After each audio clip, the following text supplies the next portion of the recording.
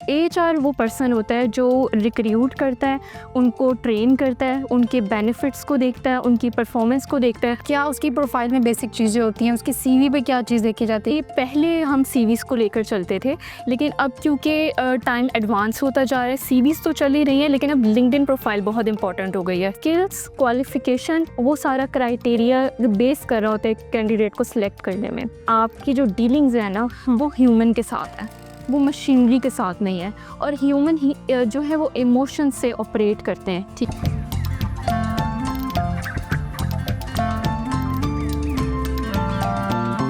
बिस्मिल्लाहिर्रहमानिर्रहीम, अस्सलाम वालेकुम। मुझे कहते हैं सादिया बुखारी और आप देख रहे हैं मेरा YouTube channel dark and white. नाज़रीन, आज हम बात करेंगे एचआर के ऊपर कि एचआर किस तरह से अपनी रिस्पॉन्सिबिलिटी को सरअंजाम देता है, टॉक्सिक इन्वायरमेंट को किस तरह से देखता है और कंपनी के लिए किस तरह से फ़ायदेमंद हो सकता है। हमारे साथ मौजूद है मरियम अख्तर जो कि एचआर प्रोफेशनल है। हम इनसे जानना चाहेंगे।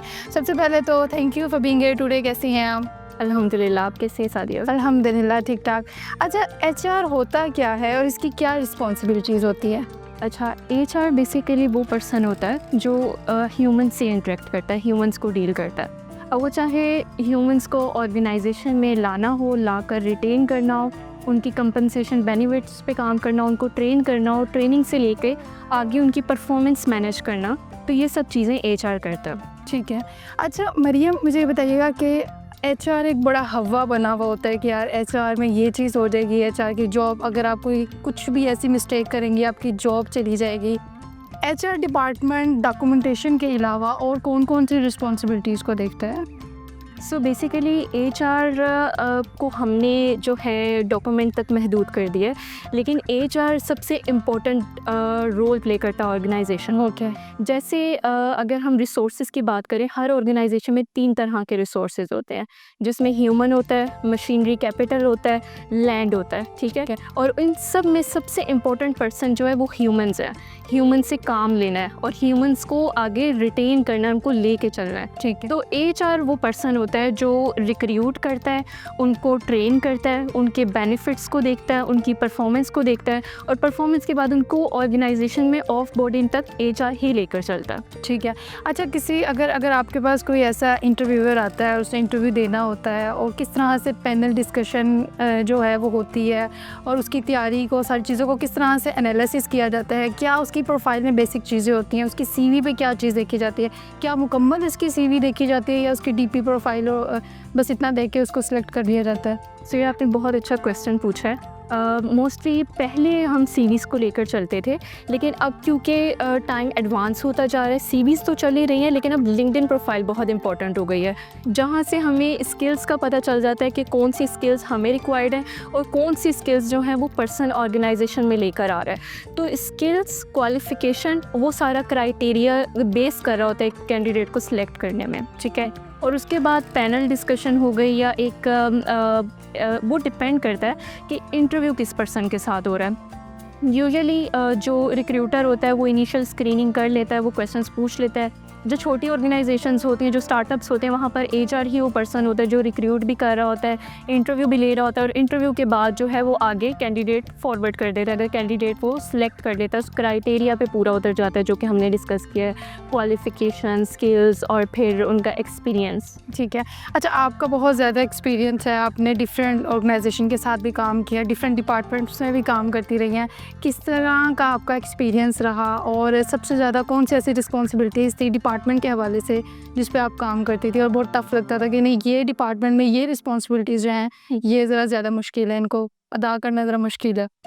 अच्छा, मेरा जो एक्सपीरियंस रहा है, मैंने ज़्यादा जो एंजॉय किया वो परफॉर्मेंस मैनेजमेंट को किया है, रिक्रूटमेंट को किया है। डॉक्यूमेंटेशन एक ऐसा पार्ट था जो मुश्किल नहीं था, बोरिंग लगता था मुझे कि इससे कुछ और होना चाहिए, कुछ चैलेंजिंग होना चाहिए। जिस तरह कोई अगर हम सॉफ्टवेयर इम्प्लीमेंट कर रहे हैं या फिर कि कोई टफ एम्प्लॉय आ गया है उसके साथ डील कर रहे हैं, तो वो चीज़ें जो थी उनको मैं ज़्यादा इंजॉय करती हूँ। ठीक है। अच्छा, ये आपने जैसे बताया कि आप टीम छोटी ऑर्गेनाइजेशन हो तो उस तरह का इंटरव्यू होता है। अगर आपके पास जैसे फॉर एग्जांपल छोटी ऑर्गेनाइजेशन है, वहाँ पे अगर इंटरव्यू किया जाता है तो वो किस तरह की टाइप का होता है, और अगर किसी बड़ी ऑर्गेनाइजेशन में इंटरव्यू होता है तो वो किस तरह की टाइप का होता है? यानी डिफरेंट होती है ना दोनों चीज़ें, कि आपका टाइम ड्यूरेशन और तैयारी वो थोड़ी डिफरेंट होती है। अच्छा, देखिए सादिया, ये टोटली डिपेंड करता है। ये डिपेंड कर रहा होता है एचआर पर, और एचआर मोस्टली जो छोटी ऑर्गेनाइजेशंस होती हैं ना उनको सीईओ लीड कर रहे होते हैं। अब इसमें भी बड़ा डिपेंड करता है कि स्टार्टअप्स में ना सीईओ बहुत ज़्यादा इंडल्ज करते हैं, बहुत ज़्यादा चीज़ों को वो लेकर चलने की कोशिश करते हैं, चलाने की कोशिश करते हैं, कुछ में नहीं भी करते। जिसमें जितना कम सीईओ आई वुड से कि अमल दरामद करेंगे या अमल दखल करेंगे एचआर की रिस्पॉन्सिबिलिटीज़ में, उतना वो ऑर्गेनाइजेशन तो ग्रो। क्या असल देखी क्या चीज़ जाती है अगर आप छोटी ऑर्गेनाइजेशन में जाएँ तो उसमें क्या देखा जाता है कि बस यहाँ तक इंटरव्यू होगा और जो इंटरव्यूअर है उसके लिए आसानी हो जाएगी, भाई इतना इतना सब कुछ हमसे पूछा जाएगा और यहाँ पे हम इजी और हम सेलेक्ट हो जाएंगे? नहीं, ये टोटली डिपेंड करता है। जो क्राइटेरिया है ना वो दोनों ऑर्गेनाइजेशंस, जो एक छोटी ऑर्गेनाइजेशन हो या बड़ी ऑर्गेनाइजेशन हो, चाहते दोनों एक परफेक्ट कैंडिडेट है, and perfect candidate does not exist. Perfect candidate फिर क्या होता है, उसकी क्या एग्जांपल हो सकती है, डेफिनेशन क्या है उसकी? अच्छा, अब जो सीईओ या डायरेक्टर्स के माइंड में होता है ना वो होता है कि उसकी क्वालिफ़िकेशन भी वो किसी बहुत अच्छी यूनिवर्सिटी से पढ़ के आया हो, ठीक है, उसकी कम्युनिकेशन स्किल्स बहुत टॉप क्लास की हो, इंग्लिश बहुत अच्छी बोलता हो, एक्सपीरियंस बहुत ज़्यादा हो, और जो है एज बहुत कम हो, ठीक है, हाँ, एक्सपीरियंस भी ज़्यादा हो, एज भी कम हो, स्किल्स भी सारी हो। एज भी कम हो, एक्सपीरियंस भी ज़्यादा हो, क्वालिफाइड भी हो, ये तो मुश्किल है, मतलब कम लोग मिलते हैं। मुश्किल है। तो मैं ये समझती हूँ कि एक गैप हमेशा रहता है। वो पर्सन जो हम ऑर्गेनाइजेशन में लाना चाह रहे हैं और वो पर्सन जो मार्केट में अवेलेबल है, उस गैप को हम ट्रेनिंग के ज़रिए फिल करते हैं। दैट्स द थिंग, और दिस इज़ द लाइन जो कि सीईओ डायरेक्टर्स को समझने की ज़रूरत है। जो टॉप की ऑर्गेनाइजेशंस होती हैं उनमें डेफिनेटली क्राइटेरिया डिफ़ाइन होता है, इसी वजह से वो टॉप की होती हैं, इसी वजह से उनके जो ऑर्गेनाइजेशन है वो ग्रो करते हैं, क्योंकि वो पीपल को लेकर। लेकिन ये सिलेक्टिव ही होती हैं। अगर आप पाकिस्तान की बात की जाए तो यहाँ पे तो आपने देखा है कि हमारी बल्कि 70% जो मेजॉरिटी हमारे लोग हैं वो नॉर्मली हैं, या तो उनकी एज ज़्यादा होगी या तो वो क्वालिफ़िकेशन वहाँ से हासिल कर चुके हैं जहाँ से वो अफोर्ड कर सकते हैं। अच्छा, वर्क प्लेस की बात की जाए तो बहुत ही टॉक्सिक इन्वायरमेंट देखा जाता है। मैं भी जॉब करती हूँ, आप भी जॉब करती हैं, किस तरह से हैंडल करती हैं इस तरह के इन्वायरमेंट को? अच्छा सादिया, यहाँ पे डिपेंड करता है, ठीक है। मैंने लोगों को कहते सुना है कि ये ऑर्गेनाइजेशन टॉक्सिक है, ये ऑर्गेनाइजेशन, मोस्टली लोग कहते हैं मैं इतनी टॉक्सिक, वो इंटरव्यू में भी आते हैं। तो हमने तो अपने कैरियर के स्टार्ट से लेकर अब तक टॉक्सिसिटी देखी है, ठीक है, तो ये बड़ा एक नेगेटिव इम्पैक्ट हम पे भी डलता है कि ऐसा कैसे पॉसिबल है। यहाँ पे मैं एक चीज़ ऐड करना चाहूँगी कि देखें, आपकी जो डीलिंग्स है ना वो ह्यूमन के साथ है, वो मशीनरी के साथ नहीं है, और ह्यूमन जो है वो इमोशन से ऑपरेट करते हैं, ठीक है। लेट्स से एक टाइम है कि अब सादिया को गुस्सा आता है या सादिया इमोशनल है, वो हो सकता है वर्क प्लेस पे आके उस तरह से ना परफॉर्म कर सके, ठीक है, वो हो सकता है अपना गुस्सा किसी एम्प्लॉय पे निकाल दे रहे, वो बेशक सादिया ऐसा नहीं करी तो आप पे उतारूँगी अगर आ गया तो। Okay, I can be. HR को इतनी आदत हो जाती है, हम लोग बड़ा कुछ बेयर करते हैं। सो इट डिपेंड्स, ठीक है, हर इंसान में कुछ ना कुछ टॉक्सिसिटी के साइन होते हैं। सिर्फ एक दो साइन की बेस पे आप पूरी ऑर्गेनाइजेशन को डिक्लेयर कर दें कि ये टॉक्सिक है, ये चीज़ समझ में नहीं आती। अच्छा, देखा ये भी जाता है कि जब आप किसी ऑर्गेनाइजेशन में होते हैं वहाँ पे आप अपने ही टीम मेंबर से कुछ ना कुछ बातें इस तरह की कर रहे होते हैं जिससे पूरा एनवायरनमेंट जो होता है वो टॉक्सिक हो जाता है, और जब आप उस ऑर्गेनाइजेशन को छोड़ देते हैं तो बहुत ज़्यादा बैक बाइटिंग भी की जाती है। क्या हमें इस तरह की चीज़ों के ऊपर काम करना चाहिए? हमें नहीं बल्कि एचआर को काम करने की ज़रूरत है। HR is the main person. HR अगर इस चीज़ पे काम नहीं करता या नहीं कर रहा, इसी वजह से ऑर्गेनाइजेशन में ये चीज़ें होती हैं कि लोग बैक बाइटिंग करते हैं, गॉसिपिंग करते हैं। यहाँ पे मैं कहूँगी कि एचआर को पता होना चाहिए, HR is the first point of contact, कि कोई भी टॉक्सिसिटी आ रही है या कोई भी पर्सन बैक बाइटिंग कर रहा है, गॉसिपिंग कर रहा है, तो एचआर का काम है वो सर्विस कंडक्ट करें, वो कोचिंग के मतलब क्लासेस रखें, प्रॉपर ट्रेनिंग। अगर कोई वो कोच को नहीं, उनकी ऑर्गेनाइजेशन इतना एक्सपेंस बेयर कर सकती है, तो फ्री कोर्सेज हैं, फ्री सर्टिफिकेशंस हैं, वो उनको अपने एम्प्लॉयज़ को पास करें और ख़ुद भी ट्रेनिंग्स दें। और अब एचआर आई थिंक तो इस चीज़ पे काफ़ी काम कर भी रहे हैं। ये फिर बहुत अच्छी बात है। अच्छा, अगर वर्क प्लेस पे किसी टीम मेंबर को या एसोसिएट को या किसी को भी कोई इशू हो जाता है, कोई ऐसा मसला जो किसी से शेयर नहीं कर सकता या बहुत ज़्यादा डिस्टर्ब हो रहा है, ये मेंटली हरास भी हो सकता है, वो डायरेक्ट किसके पास अपनी कंप्लेन लेकर जाए? डायरेक्ट एचआर के पास जाए या फिर मैनेजर के पास जाए या अपने उसके नीचे जो बॉस है वहाँ पे जाए? क्योंकि अमूमन ऑर्गेनाइजेशन में देखा ये जाता है कि आपने डायरेक्ट एचआर के पास नहीं जाना, आपने पहले अपने मैनेजर से बात करनी है या आपने किसी और टीम मेंबर से बात करनी है, फिर आपने एचआर के पास जाना है। क्या ये ठीक तरीका है? अच्छा देखिए, जो इंटरनेशनल एक स्टैंडर्ड है ना, वो यही है कि एचआर मैनेजर को बाईपास नहीं कर सकता, ठीक है। अब यहाँ पे अब लेट्स से हैरेसमेंट का इशू आ गया है या इस तरह का कोई बहुत बड़ा इशू आ गया है, तो आई वुड से कि एक एम्प्लॉय को उस पर्सन से डिस्कस करना चाहिए जो अथॉरिटी में है और जिसके साथ वो बहुत कंफर्टेबल है। बाज़ ऑर्गेनाइजेशन में पॉलिसीज़ होती हैं कि आप एचआर को भी कांटेक्ट कर सकते हैं, और इवन मेरी ऑर्गेनाइजेशन में ये पॉलिसी, अगर इस तरह का कोई इशू आ जाता है so they can come to us also. ज़रूरी नहीं है कि अपने सुपरवाइज़र को ही, अब लेट्स से आपने पॉलिसी तो रख दी है कि सुपरवाइज़र को आपने रिपोर्ट करना है हैरेसमेंट का इशू, अब आपका सुपरवाइज़र ही हैरेसर है तो आप क्या करेंगे? तो इतनी जो है वो सख्त पॉलिसीज़ नहीं होनी चाहिए, उनमें फ्लेक्सिबिलिटीज़ होनी चाहिए। अच्छा, बीइंग अ एचआर प्रोफेशनल, आप क्या कहेंगी कि आपके अपने जो सराउंडिंग में कोई ऐसा वाक़या, कोई ऐसी फ़ीमेल आई और उसको इस तरह की कंप्लेन हो, तो आपने उसको कैसे डील किया, और अगर मेल है तो फिर किस तरह से आप हैंडल करती हैं? अच्छा, अभी तक तो अल्हम्दुलिल्लाह ऐसा इशू हुआ नहीं, और मेल का भी इस तरह से इशू देखने में नहीं आया, क्योंकि फीमेल्स बेचारी वो क्या हैरेस करेंगी। अच्छा, मतलब फीमेल्स इनोसेंट होती हैं? नहीं, सब इनोसेंट भी नहीं होते। सब नहीं होते, शुक्र है आपने ये माना है, लेकिन आप बड़े तरीके से जो है वो उन चीज़ों को हैंडल करते हैं। मतलब सम टाइम इस तरह भी होता है कि फ़ीमेल्स जो होती हैं अगर एचआर पे बैठी हुई हैं तो वो खुद भी बहुत ज़्यादा बाइस्ड हो जाती हैं, ऐसे तो बात नहीं सुनती। सम टाइम आप एचआर की बात मानते हैं या मेल की तरफ हो जाते हैं, या फीमेल को जो है वो उसकी बात को डिनाई कर देते हैं। जी बिल्कुल ऐसा ही है। अच्छा, अब अगर प्रेशर फी इस तरह का हो कंपनी के अंदर और टीम मेंबर भी कोई प्रेशर फेस कर रहा है, तो किस तरह से पूरी टीम को, पूरी ऑर्गेनाइजेशन को लेकर चलना चाहिए, और क्या इस तरह की ट्रेनिंग या चीज़ें जो हैं वो ऑर्गेनाइजेशन के अंदर ज्वाइन करने के बाद बाकायदा सिखाई जाती हैं आपको कि आपने प्रेशर को कैसे फेस करना है? अच्छा, ये आपने बहुत अच्छा क्वेश्चन किया है।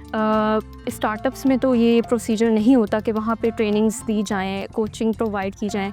अब वहाँ पे अगेन एचआर का काम होता है, बट समटाइम्स मैं एचआर का भी कहूँगी कि वो बेचारे हर चीज़ देख रहे होते हैं। वो रिक्रूटमेंट भी देख रहे हैं, वो ऑनबोर्डिंग भी देख रहे हैं एम्प्लॉय की, वो ट्रेनिंग भी देख रहे हैं, वो फिर रिटेंशन स्ट्रेटजीज़ भी बना रहे हैं, वो पॉलिसीज़ भी बना रहे हैं, वो डॉक्यूमेंट भी बना रहे हैं, वो ऑफबोर्डिंग भी देख रहे हैं। तो एचआर खुद इतना स्कैटर्ड होता है। या मैं अगर आपको बताऊँ तो मेरी सराउंडिंग्स में कुछ एचआर प्रोफेशनल्स हैं, फीमेल्स हैं, मेल्स नहीं है। सो दे आर लाइक के वो कहते हैं हम सीईओ को नया आइडिया क्यों दें, क्योंकि वो हमारी जेडी में ऐड हो जाएगा, ठीक है, वो काम भी हमें करना पड़ जाएगा। सो मैं इसमें ये कहूँगी कि बिल्कुल आप अगर इस तरह का सीन है, आप किसी को हायर करें, अपने जूनियर को हायर करें, अपने से सीनियर को हायर करवा लें। जेडीज़ को जो है वो आप एक दूसरे के साथ डिवाइड कर लें। और दूसरा, बिल्कुल प्रेशर हैंडलिंग की ट्रेनिंग दी जानी चाहिए, कोचिंग सर्विसेज होनी चाहिए। और अगर किसी ऑर्गेनाइजेशन में किसी टीम का मेंबर ये फेस कर रहा है, टीम मेंबर की भी, टीम सुपरवाइज़र की रिस्पॉन्सिबिलिटी है कि वो अपने लोगों का ख्याल रखे। बीइंग एन एचआर, मैं ये समझती हूँ कि मेरे पे रिस्पॉन्सिबिलिटी है, जो ऑर्गेनाइजेशन में एम्प्लॉयज़ हैं वो मेरे लोग हैं, ठीक है, वो हमारे एम्प्लॉयज़ हैं, वो हमारे लिए काम कर रहे हैं, ऑर्गेनाइजेशन को रिजल्ट्स दे रहे हैं, तो हमारी रिस्पॉन्सिबिलिटी है हम उनकी मेंटल हेल्थ का भी ख्याल रखें, मेंटल हेल्थ के सेशंस वगैरह उनको दिलवाएं। इसमें कोई, आई डोंट थिंक सो कि इसमें ज़्यादा बजट रिक्वायर होता है। अब आजकल इस साइकोलॉजिस्ट हैं जो फ्री में काउंसलिंग सर्विसेज दे देते हैं, उनको बस लिंक्डइन पे शाउट आउट चाहिए होता है। बिल्कुल, तो we should do this type of things. ठीक है। अच्छा, लास्ट में क्या हमें हमारे देखने वालों को क्या टिप्स देना चाहेंगी कि ऑर्गेनाइजेशन में किस तरह से प्रेशर को मैनेज करना चाहिए, टॉक्सिक चीज़ों से, टॉक्सिक इन्वायरमेंट से किस तरह से आप बच सकते हैं? अच्छा, इसमें तो मैं व्यूवर्स को यही मैसेज देना चाहूँगी कि टॉक्सिसिटी की ना टाइप्स होती हैं। फ़र्स्ट ऑफ ऑल मैं डिग्रीज़ की बात करूँगी। सबसे पहला लेवल होता है माइल्ड टॉक्सिसिटी, ठीक है। वो एक ऐसा लेवल होता है जिसमें आपको जस्ट फील हो रहा होता है कि टॉक्सिसिटी है, टॉक्सिसिटी एग्जिस्ट कर रही है, ठीक है। उसमें गॉसिपिंग होती है, जेलसी होती है, आपको फील होता है कि मुझे अप्रिशिएट नहीं किया जाता। ये बहुत सटल लेवल की होती है। माइल्ड से वो कन्वर्ट होती है मॉडरेट में, कभी कन्वर्ट होती है, कहीं पे कन्वर्ट नहीं भी होती। किसी ऑर्गेनाइजेशन में वैसे ही मॉडरेट लेवल की टॉक्सिसिटी होती है। अब उस टॉक्सिसिटी लेवल में ये होता है कि आपको चीज़ें क्लियर हो जाती हैं। आप आपको डिसरिस्पेक्ट भी किया जाएगा, आपको अप्रिशिएट नहीं किया जाएगा, आपके काम का क्रेडिट जो है किसी और को दिया जाएगा, माइक्रो मैनेजमेंट होगी। ये माइल्ड लेवल की टॉक्सिसिटी। देन फिर मॉडरेट लेवल आता है जिसमें तो हैरेसमेंट भी होती है, एम्प्लॉयज़ के साथ बुलिंग भी होती है और फेयर बेस्ड कल्चर होता है। ठीक है, अब इसमें डिपेंड करता है कि आप इस टाइम पे कौन से लेवल की डिग्री की टॉक्सिसिटी को फेस कर रहे हैं। अगर तो आपका इतनी कैपेसिटी है कि आप उस टॉक्सिसिटी को बेयर कर सकें, सो आप करें, ठीक है। लेकिन अगर आपको लगता है कि क्योंकि कुछ लोग होते हैं वो रात को जाके सोचते हैं, बहुत ज़्यादा सोचते हैं इस बारे में, उनको नींद नहीं आती, I know this type of people, so you should prepare a backup. ऐसी जगह जहाँ आपको डिसरिस्पेक्ट किया जाए, जहाँ आपको क्रेडिट ना दिया जाए, ये आपकी मेंटल हेल्थ के लिए अच्छा नहीं है, ये आपकी सेल्फ स्टीम को भी ख़त्म कर देता है और आगे जाके आप कहीं और काम भी नहीं कर सकते। और मेरे ख्याल से फिर ऐसे इन्वायरमेंट को छोड़ देना चाहिए। बिल्कुल छोड़ देना चाहिए, क्योंकि इंसान काम ही नहीं कर सकता ना आगे। बिल्कुल रहेगा। मरियम, बहुत शुक्रिया, आपने बहुत ही इंपॉर्टेंट पॉइंट्स पे बात की है। Honour for me, thank you so much for नहीं, थैंक यू। बिल्कुल, मरियम ने बहुत ही खूबसूरत मैसेज भी दिया है और आप लोगों को टिप भी दिया है कि अगर आप मेंटली डिस्टर्ब हैं तो उस इन्वायरमेंट में काम ना करें, लेकिन अगर आप उस चीज़ को बेहतर तरीके से हैंडल कर सकते हैं, पॉजिटिव तरीके से हैंडल कर सकते हैं, तो फिर आप वहाँ पे काम करें और आगे बढ़ें। बेहतर तो ये है कि रास्ते में आए हुए जितने भी पत्थर या जितनी भी रुकावटें हैं उनको इग्नोर करें और अपनी मंजिल की तरफ जाएं, अपने काम को देखें, अपने काम पे फोकस करें, बजाय कि राइट साइड पे जो चीज़ें हैं या लेफ़्ट साइड पे जो शैतान जो आपको बेकार है, आप उसको ज़रा कान भरें और उससे अपना जो टाइम है वो वेस्ट करें। इसी के साथ सादी बुखारी को इजाज़त दीजिए। अल्लाह निगहबान।